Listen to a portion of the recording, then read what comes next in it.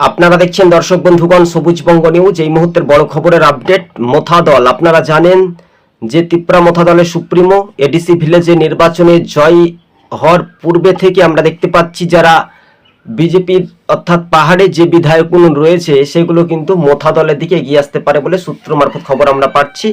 কিন্তু 2028-এ ত্রিপুরা বিধানসভা নির্বাচনে কিংমিকার হতে চাইছেন, অর্থাৎ দাপটে মহারাজা রাজপরিবার বুবাগ্রা, অর্থাৎ তিনি কংগ্রেসের সমর্থন নিয়ে মুখ্যমন্ত্রী বসতে পারেন 2028-এ, এমনটাই বিশেষজ্ঞ থেকে রাজনৈতিক মহল বলছে।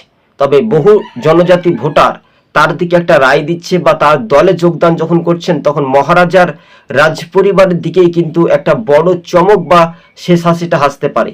আপনারা সরাসরি সবুজবঙ্গ নিউজ চ্যানেলটি ভালো লাগলে শেয়ার করে পাশে থাকবেন। রাজ্য রাজনীতির ময়দানটা একেবারে সুনির্দিষ্টভাবে যে প্রমাণীয় হয়ে যাচ্ছে যে মহারাজার ভোট কিন্তু এখনো পাহাড়ে জনজাতি ভোটাররা যা বলে তাই কিন্তু করে দেখাতে পারলো। অর্থাৎ মহারাজা যদি বলে ওই দলকে ভোট দিতে হবে সেই দলই জয় হবে, কিন্তু শেষ পর্যন্ত মহারাজাই ক্ষমতা শক্তি প্রয়োগ এডিসি ভিলেজে। মহারাজা প্রদ্যুৎ কিশোর দেববর্মা একসময় কংগ্রেস দল করতেন, পরবর্তী তিনি দল ছেড়ে নতুন দল তৈরি করেন বুবাগ্রা মোথা দল।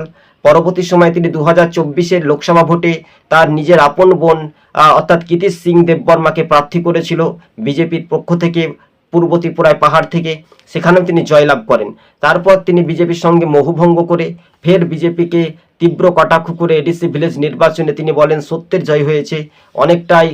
অনেকটাই সন্ত্রাসকে উপেক্ষা করে জনজাতি ভোটারদের যে একটা প্রভাব সেটাই গতিবেগের দ্রুত এগিয়ে যাওয়ার একটা সম্ভাবনা ছিল বলে মনে করেছিলেন রাজনৈতিক মহল। তবে সবুজবঙ্গ নিউজ চ্যানেলটি ভালো লাগলে দর্শক বন্ধুগণ শেয়ার করে পাশে থাকবেন।